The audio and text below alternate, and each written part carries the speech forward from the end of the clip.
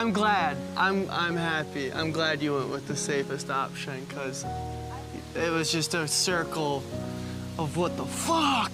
From a small town, you know what I'm saying? I'm just happy to get out of the country and thankful for my experience here, and I enjoyed it.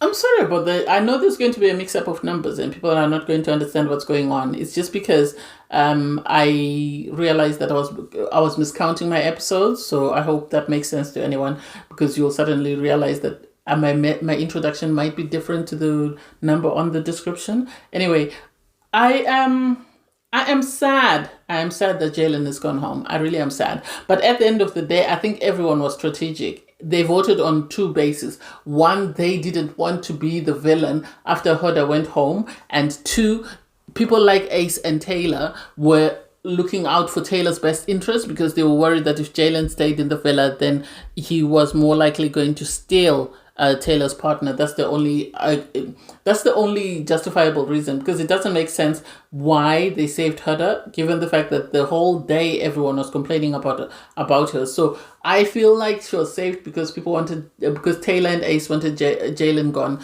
to reduce the risk of Taylor going home, and also she was saved to be the villain, or to continue to be the villain, because we all know that if she goes home, then somebody else will be placed as villain, and no one wants to fill those shoes.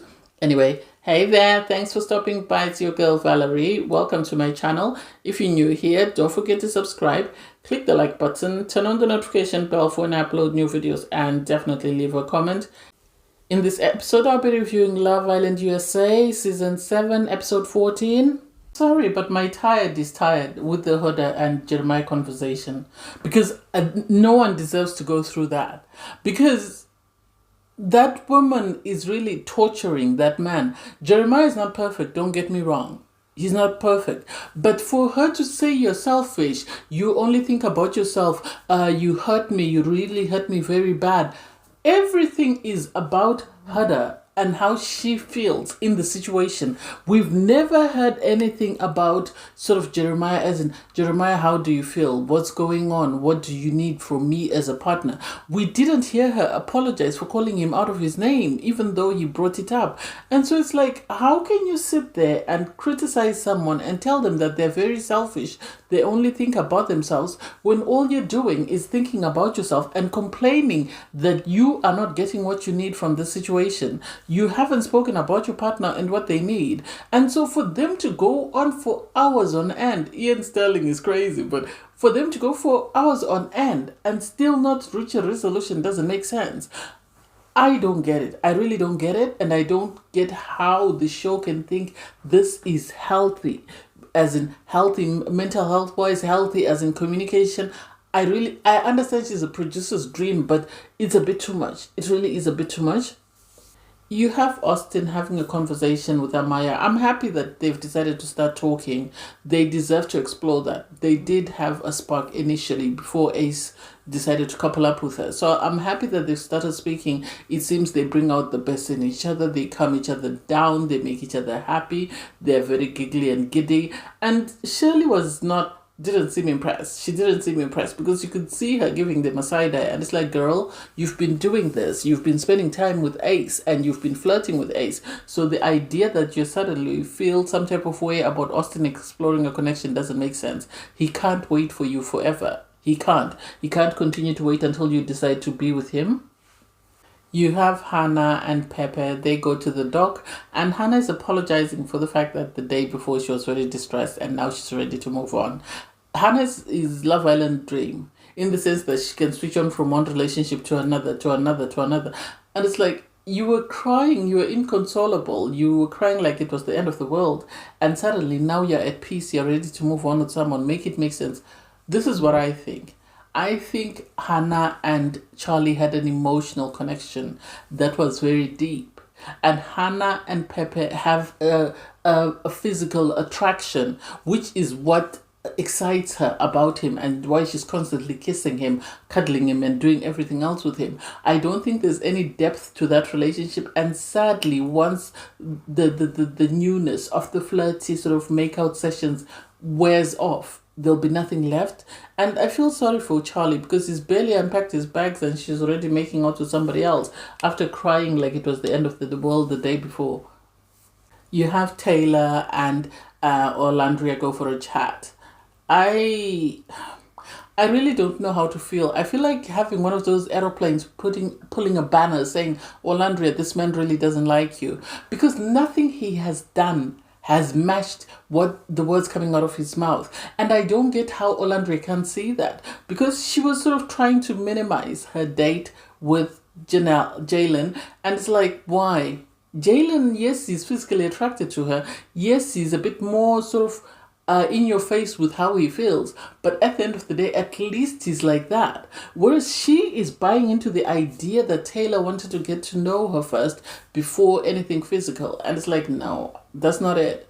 Taylor wasn't attracted to you. I will keep saying this until it comes out on movie night that there was no romantic attraction there. And so I don't get why you can't pick up on it. I don't get why Ace can't tell her, but then Ace's allegiance is with Taylor, so we can't expect him to tell Orlandria anything. Because if you notice, every time they try to be intimate with Taylor, Taylor does this goofy stuff that you can't quite understand. The last time they went in the photo booth, he was busy sticking his eyes out, and while she was busy sort of sucking on his tongue, he was busy looking at the camera. Same thing happened today. They went to the photo booth, and he kept sort of kissing her with his mouth closed, sort of giving her kisses, and it's like, what is going on here? Why can't you pick up on the signs this man is giving you that he's not feeling you that way, that he's it's not connecting, it's not clicking. He's trying his best. He needs to stay in the villa and he needs to have a connection with someone. You are his current connection, so he's going to pretend for as long as he can. You have Huda and Jeremiah, they're still in speakeasy. They're not getting anywhere. She is still feeling aggrieved. She's calling him out for sharing a bed with, Iris. Why did you sleep in that bed? And it's like, so where did you want him to sleep? Where exactly did you want him to go and sleep? Where? Why didn't you tell him, let's go and sleep somewhere else? You could go and sleep with him anywhere else in the villa outside of, where he's sleeping at the moment. And why should he leave a comfortable bed to go and sleep outside if he's not happy with your current situation? It's not like the two of you are lovey-dovey and he was suddenly told he can't share a bed with her. I don't get it. And then poor Iris. She's busy talking to, Shirley. She's saying, I've never been in such a situation. America really put me in a sticky situation and I don't know how I'm going to deal with this. Because she's stuck in this relationship, in a love triangle. Not of her choosing, but because she was assigned to it. And it's a very toxic love triangle.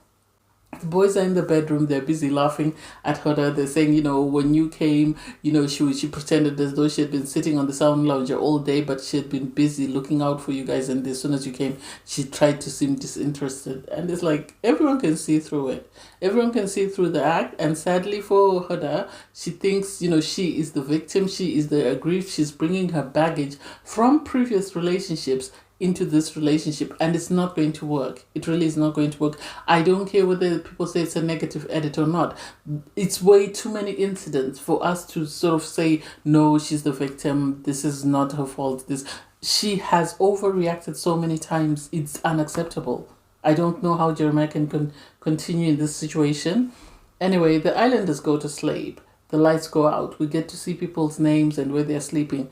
Huda looks up to see where's Jeremiah, and then she walks out of the bedroom. And it's like, so what does she want this boy to do? She wants him to leave his bed because she's not happy that he's sharing. He's not cuddling this woman. He's sleeping on one end, she's sleeping on another, and that's still not good enough for her because she wants him to leave the bed.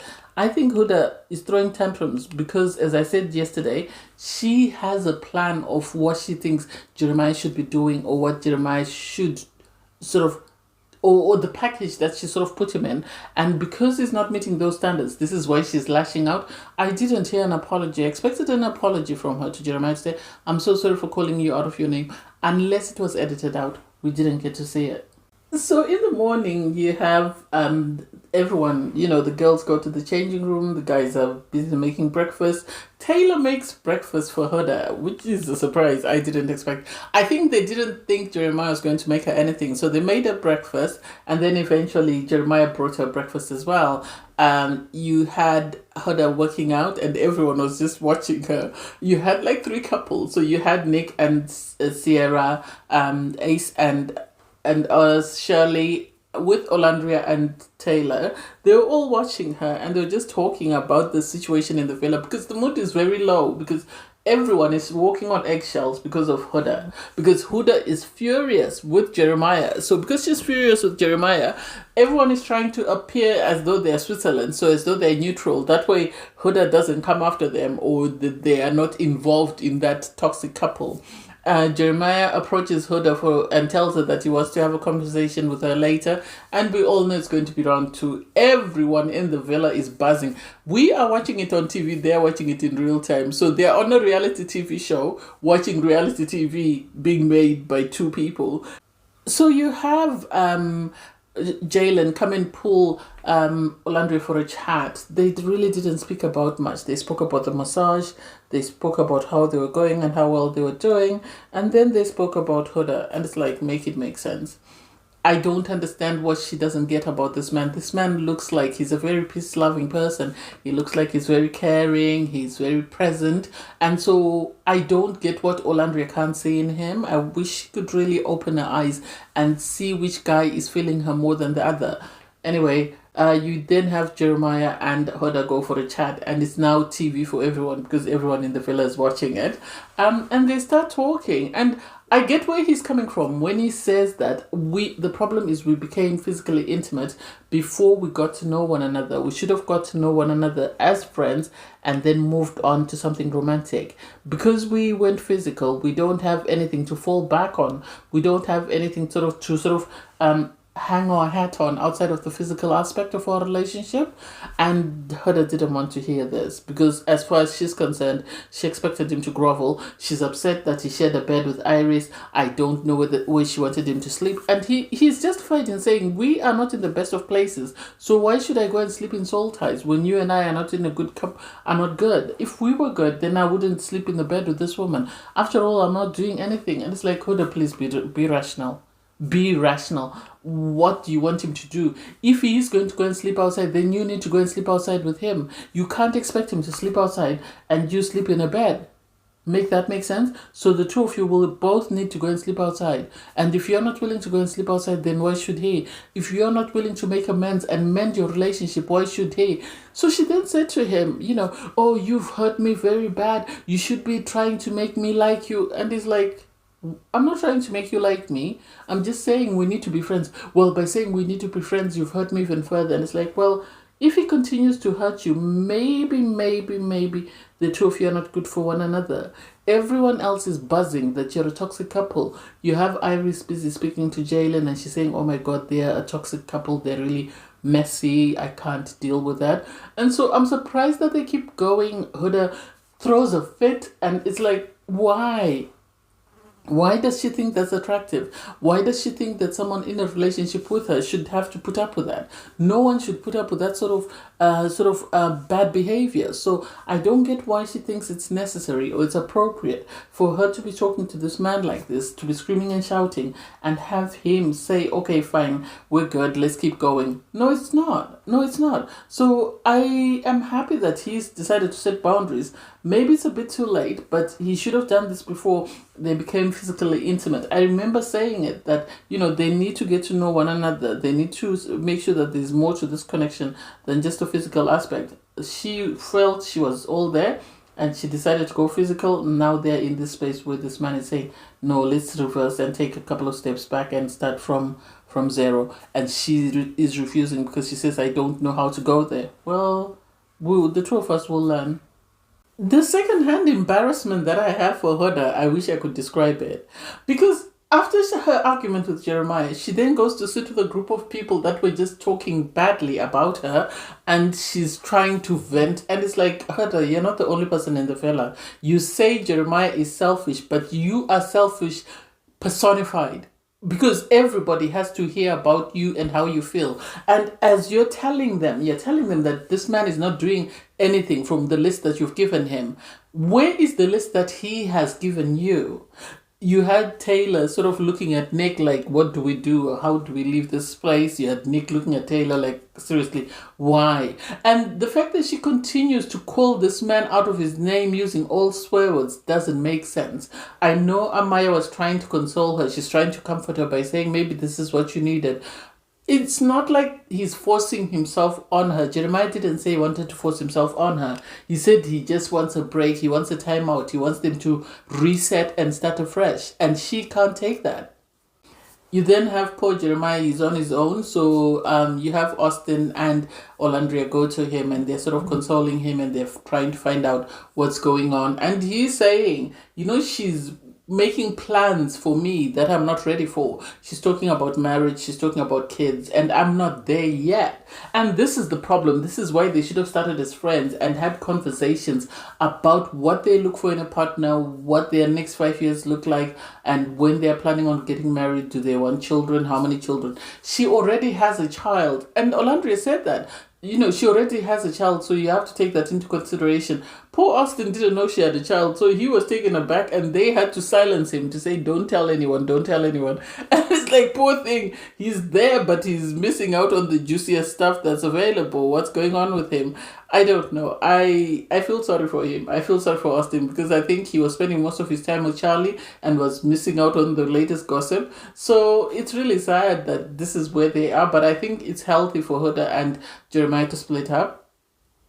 You have Sierra and Nick sort of talking about animals and the evolution of animals.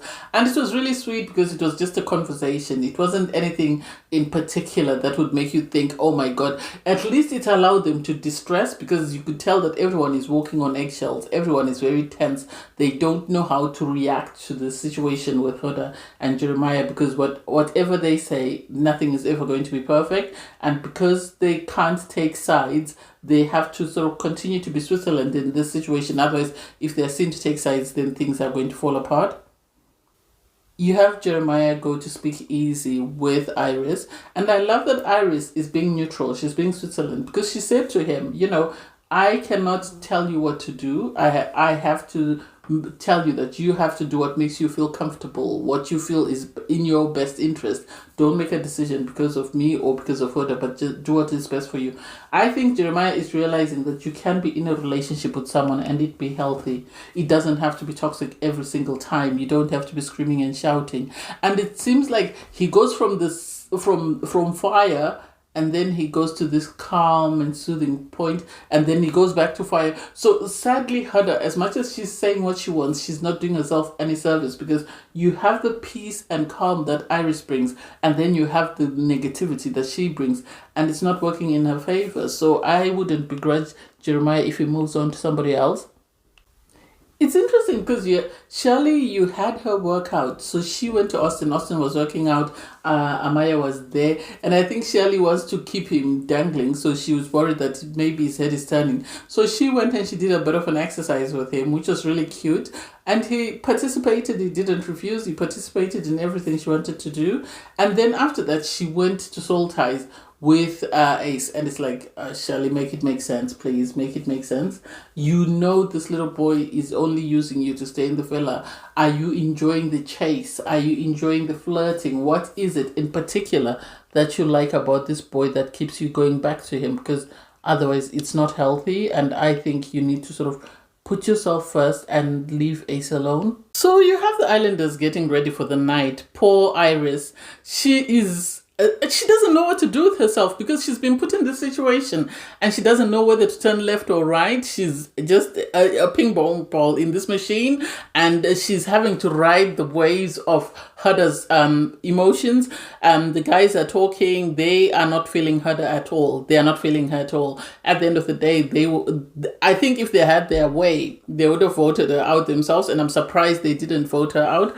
Anyway, the islanders, while the guys are getting ready, you have Jeremiah tell the guys that when the girls come downstairs, he is going to walk with Iris because he's in a couple with Iris, so he's going to walk down with her. The guys are taken back and they're like, okay, it is what it is. The girls come down. Jeremiah walks down with Iris. They get to the table, people pick up their drinks. Then when people go to sit down, Jeremiah pulls out a chair for Iris. And Huda loses her crap. And it's like, why are you losing your crap? He's not your person. It's okay. You can keep it stepping. He's not your person. You don't need to force him to do things for you. If he was your person, you wouldn't need to be asking him or begging him to do anything for you. He should be doing it on his own without any encouragement or without any sort of coercion. So the girls, you have, Hannah go and pacify Huda. She's sort of telling her, you need to put yourself first. You need to ignore him. Don't focus on what he's doing. Just do you, and everything will be okay. Don't mind what he's doing. And it's like everybody at this point has become a therapist in the villa. Seriously, everybody's become a therapist because they're all having to ride the wave of Hannah's emotions and sort of try and pacify and calm her. And it's not fair for them because their experience is being taken away by spending time constantly having to pacify and sort of ride the wave with this woman. You have Amaya and Austin go to the terrace to have a conversation. It was really sweet to see them talking and really enjoying themselves. I think they had a great bond. They had a great connection, especially when they kissed on the dock and they were able to keep it quiet. Whether it was aired and it wasn't addressed because it wasn't that big a deal, I don't quite get it.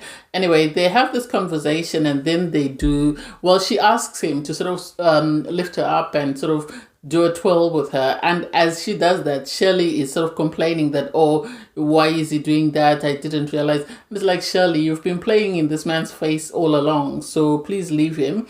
I think they make a cute couple. I think somehow Austin is able to pacify Amaya and sort of stop her sort of going all over the place and sort of getting out of control and becoming emotional. So I was happy for them.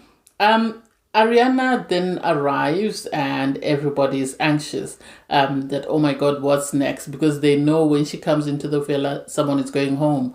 So nobody knows what's happening. They're all asked to come to the fire pit. At the fire pit, they're told that, there are going to be a couple of doors. And what's going to happen is the girls are going to stand behind the doors. And then they're going to choose who they want to recouple with. The guys are going to have the opportunity to open a door. If you open a door for a girl who wants to recouple with you, then the door will be open. If it remains locked, that means the girl didn't want to couple up with you, so you're not a match. And it's like, oh my God, this is about to be messy. And I think the only couples that we were not sure of were Taylor, Olandria, and Jaylen. And then the love triangle, the Huda, Jeremiah, and Iris. So you have Ariana ask the guys to say, I will call you out one at a time.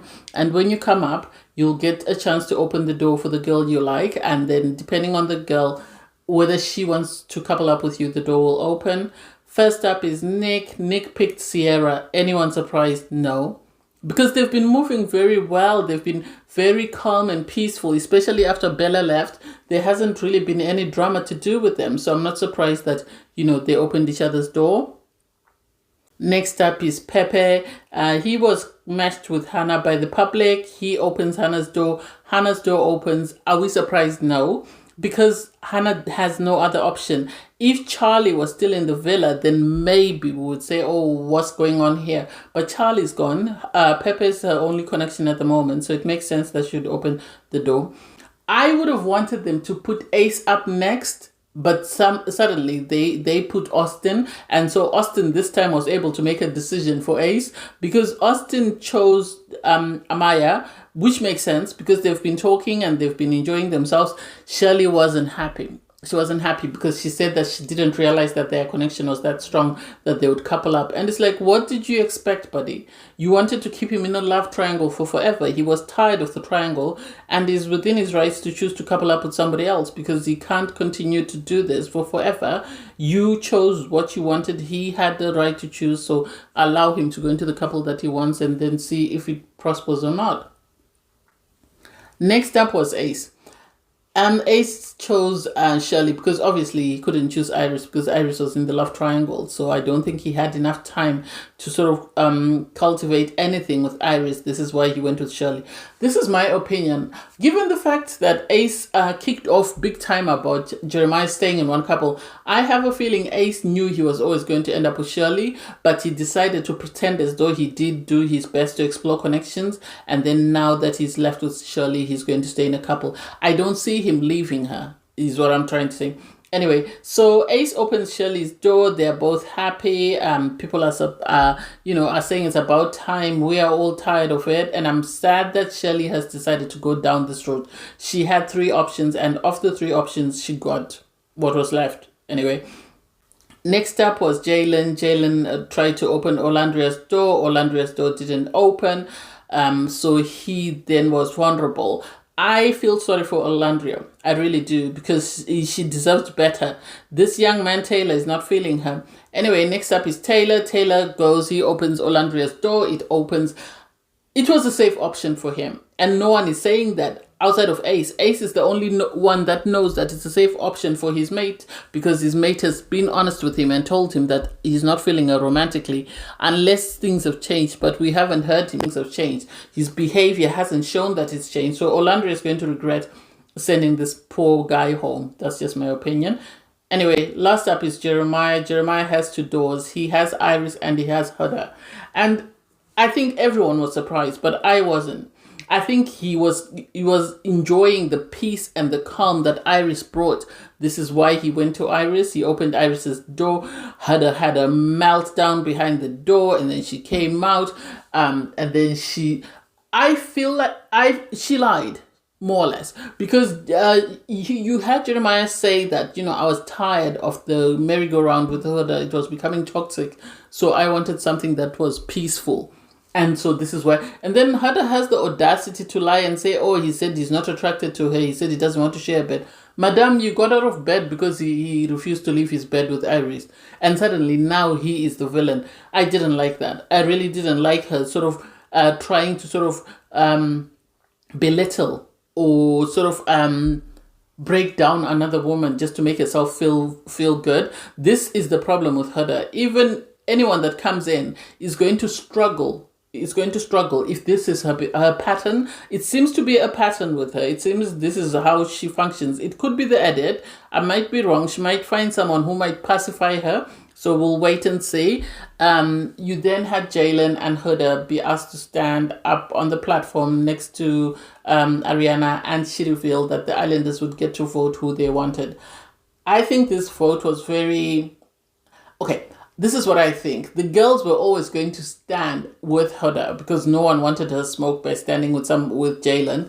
That obviously made sense. And I'm surprised that the girls that she bullied, all 3 of them, well, I don't want to say she bullied, all the girls that she made, miserable, all stood behind her. I would have expected them to stand behind Jaylen. But anyway, so you had Nick.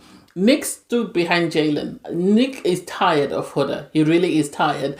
Sierra went and stood behind Huda, irregardless of the fact that Huda has made her miserable when she first came in. Pepe stood behind Jaylen because that's his guy. He came in with her. Hannah stood behind Huda. Huda hasn't had any smoke for Hannah because Hannah was not interested in Jeremiah, so she was good with him. Austin stood behind Jaylen because I think he said he was tired of the merry-go-round. Amaya went and stood behind Huda, even though Huda made her cry about Jeremiah. Ace and Shirley went and stood behind Huda. Huda went to shake Ace's hand, and Ace was like, "No, I don't want to shake your hand." And Ace's vote was more or less him wanting to save his boy, because if he voted to save Jaylen, then there was a risk that Taylor could be dumped if that bond between Olandria and Jaylen became stronger. So that was a strategic vote on Ace's part. Next up was Jaylen and Olandria. Next up was Jaylen and Taylor. They voted for Huda just because of the same reason that Ace voted. That's the only reason. Jeremiah voted for Jaylen. And then Iris, she had no choice, I think, but to vote for Huda because she didn't want to be the only girl to vote for somebody else. She could have easily voted for Jaylen because they came in together, and also because Huda made her uncomfortable and miserable. But I'm surprised that she was the bigger person and she voted to save this woman who was making her feel uncomfortable.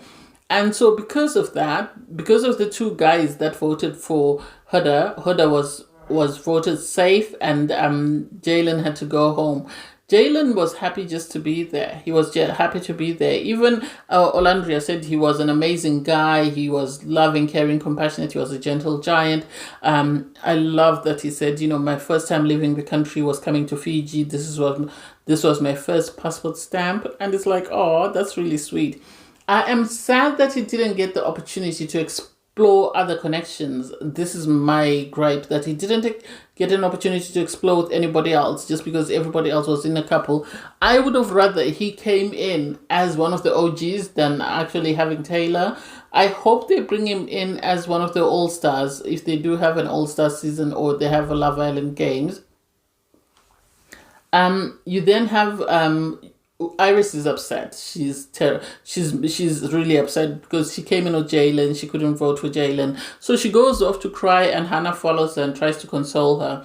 And then Huda has the audacity to come to her and say, "Oh, I know after everything you voted for me. I just wanted to thank you." And it's like, this is not the time. This is not the place. I don't need to hear about you. You have belittled me. You've told me I'm a safe option for my partner. So please leave me alone.